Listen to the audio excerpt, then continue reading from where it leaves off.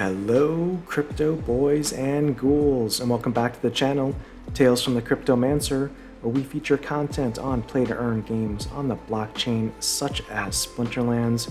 And in today's video I wanted to discuss the value that can be had potentially in gold foil cards that you may not realize exists out there. You might think that gold foils are very expensive and never a good bargain and never a good deal to buy unless you want pure collection power. But in actuality, there are some fantastic deals that can be found on the market for leveled gold foil cards that you use every day. So let's talk about how we can find those and what some of the important things to consider are when looking for those deals. So if we use a tool like Peak Monsters, which is fantastic for discovering these deals, if we go to the Buy tab here and we go to the view mode of Compare, there actually is a compare by gold versus regular percent difference that we can filter by here.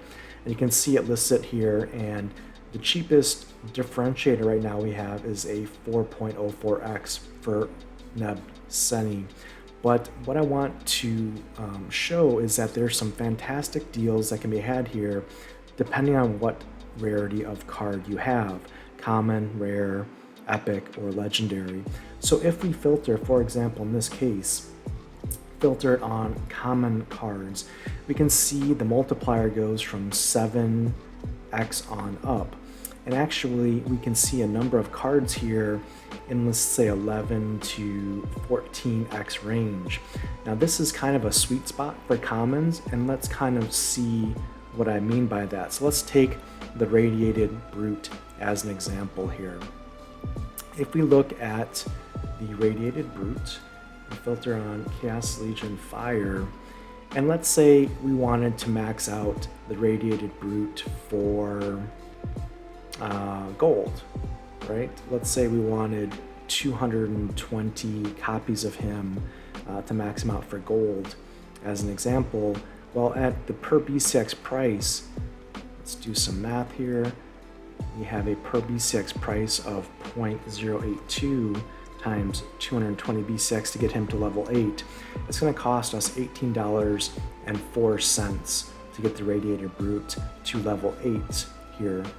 If we look at the gold version of him right now, it's going to take to get to level 8 20 copies, and 20 copies here, if we do a second calculator here, so 20 BCX times the low BCX price of 1.04, it's going to cost us $20.80. If we compare the two, well, I can get a regular foil at level 8 for $18.04, or I can get a gold foil at the same level, level 8, for $20.80. So the difference there is very small. It's about 10%, a little bit higher price to get the gold foil version. So as we mentioned, the sweet spot for the common cards for multiplier for good value is probably somewhere between 11 and less than, let's say, 15x on the multiplier between gold versus common, or gold foil versus regular foil. But let's take a look at Riftwing as an example here at the borderline at 15.2x as the multiplier here. So let's say we wanted a Riftwing, and ultimately the stats that we wanted to run this card with was backfire, right? So we wanted it to have backfire, and that's kind of the targeted level that we wanted for this card. 60 BCX gets us to level 5 here for this card. Let's do the math real quick. So 60 BCX times 0.108, which is the per BCX price for this card, $6.48 for a regular foil Riftwing. Now if we went to gold foil, to get to level 5 and get backfire, we need 5 BCX of this card, and 5 BCX right now is going to cost us $7.60. So if our target for this Riftwing card is level 5 and we're happy with that and playing at that level, right now you could get a gold foil for $7.60 or a regular foil for $6.48. And which card would you rather have? So that there shows you pretty good value that you can get for gold foils, and you're not really paying an exorbitant amount much more to get that value of the gold foil. And again, the gold foil benefit for cards here is the extra CP and the DEC multiplier for winning battles with those gold foil cards. Now I want to also show you some other interesting tricks here with this multiplier. Now if we look at the common cards here, we look at, for example, let's see, this Feasting Seaweed, right? This Feasting Seaweed is coming in at 13.72x as a multiplier, which is in our range for common cards as being a good value, right? But look at this. If we drill down here, the 10.975 is actually the best BCX price is actually 10.996 for a single BCX here for a gold foil Feasting Seaweed. If we drill down here, what we're seeing here is that 0.8, which is using for the multiplier base, is taking it off the price per BCX off a 400 max level Feasting Seaweed. We can actually see that the cheapest single BCX Feasting Seaweed is actually 0.990. So in effect, this 13.72x is actually much lower than this. So the peak monsters can be a little bit deceptive here. Let's take a look at the Feasting Seaweed and see the value that we can get right here with this card. So let's switch it to regular, untamed, and let's go to water. So the Feasting Seaweed, let's say we wanted the scavenger ability unlocked for this card and we're playing at the gold level. We need 100 BCX of this card to make that happen. So the cost of a level 6 Feasting Seaweed is actually going to be $99. Now if we go to the gold foil version here, we can see that we're paying 10.996 per BCX, but to get to scavenger in level 6, we only need 9 BCX. So look at this. The cost of a regular foil Feasting Seaweed is actually more expensive than a gold foil of the same level. So I can get a gold foil level 6 Feasting Seaweed for $98.96 roughly, where it would cost me $99 for the regular foil. Obviously, if I'm in the market for a Feasting Seaweed, I'm going to look for gold foil cards at this point in time. Now, the lesson here is if you're looking to acquire a new card to purchase for your deck, and your default instinct may be to go, hey, I'm just going to get regular foil cards and level those up, you may want to check the gold foil to regular foil comparisons here and do the math to see if you could actually get a gold foil version of the card you're looking for the same or cheaper. Now, this Feasting Seaweed is probably an exception and not the rule, but it does go to show you that if you do the research and you look for some of these values, it can be pretty good value to be had. Now let's look at a couple other pieces of information that's probably interesting to look at. So we've been looking at common cards here, and we've said that common cards kind of in the 11 to 14 range for the multiplier are usually good deals. But let's look at rares and see what the rares tell us.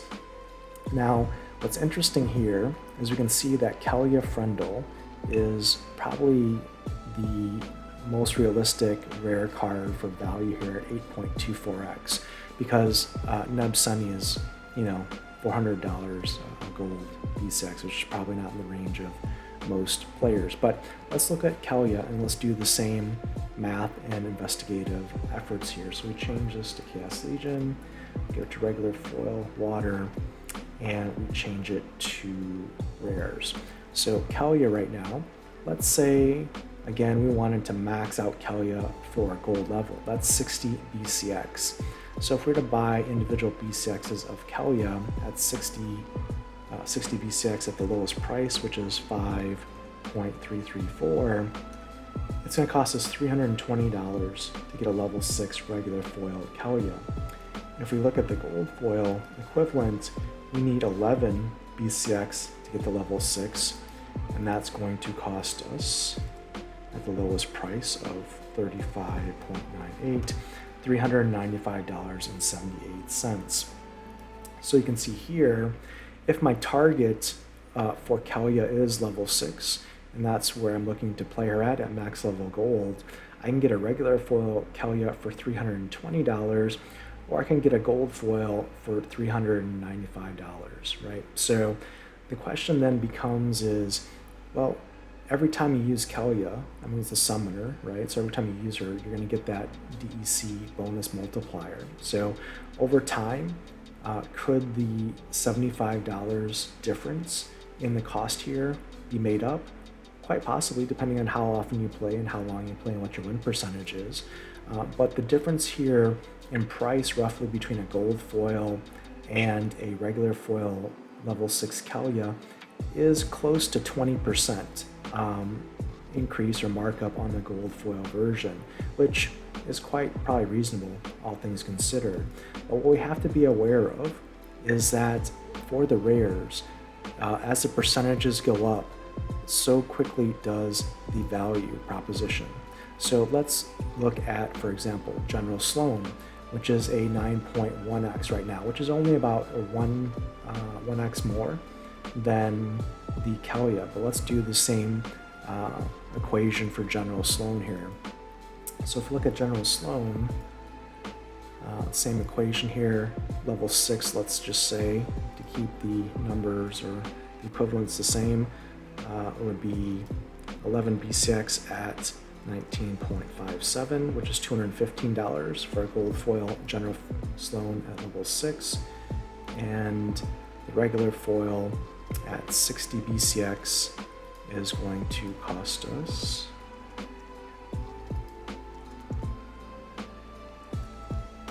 $137. So the difference here is a little bit greater, right? So $137 versus $215. Roughly speaking, the increase in cost there is, let's see, probably about 70%. Let's see. I thought that's close. Yeah, it's about maybe 60%, right? So, so significant increase versus 20%. Let's say it goes around 60% increase just for that 1x. So what you have to be aware of is, as the multiplier goes up for rare cards, it quickly ramps up the value proposition here. So as you can see here, you know, for rares, we want to be probably under an 8x to make that value for gold foil truly be there. Now it gets even worse for epic and legendaries if you do the math. Let's take a look at Wave Brood as an example. It's a 7x differentiator here, and let's go into Wave Brood. Let's go to epic. So Wave Brood, let's say we wanted a level 4 Wave Brood, which is 20 BCX. So 20 BCX at this price. Level 4 Wave Brood is going to cost us $62. If we wanted gold foil Wave Brood at the same level, it's 4 BCX. So 22 times 4. So the difference here, $62 versus $88. And roughly speaking, that's going to be a 40% increase in price, right? Roughly speaking. So again, what we're seeing is that as the rarity of the cards goes up, you really want to see this differentiator go down quite a bit to make up for the difference in cost versus BCX.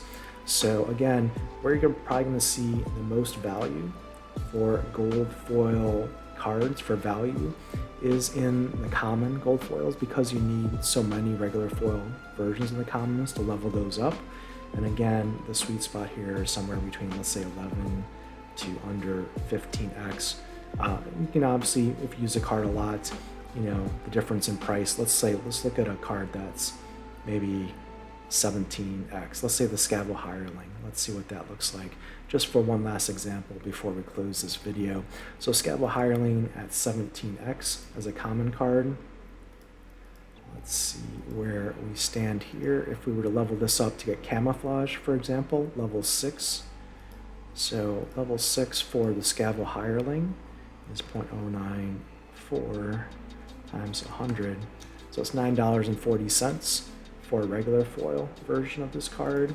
And the equivalent gold foil version of this card is going to be 9 BCX. 9 BCX times 1.48. So here's your difference in cost between regular foil and gold foil. It's a difference of about $4, which is about 40% here difference. But if you use the Scavell Hireling quite a bit with its repair and camouflage and its low 3 mana cost, you can definitely make a potentially case to say, hey, if I'm going to level this card up, I want to spend an extra $4 and always have a gold foil version that I play. So there's some analysis for you. Again, there are some really good deals to be had with gold foils, especially with commons and in some cases rares. Definitely do your due diligence on the marketplace, and you could potentially have a lot of gold foil cards that you're dropping down, and you'll be laughing all your way to the bank because your opponent may think you spent a lot of money on those gold foils, and in reality, maybe you didn't. So I hope this video has been informational and educational. If it has, smash the like button, subscribe to the channel for more timely content on Splinterlands, and until next time, keep stacking those stats.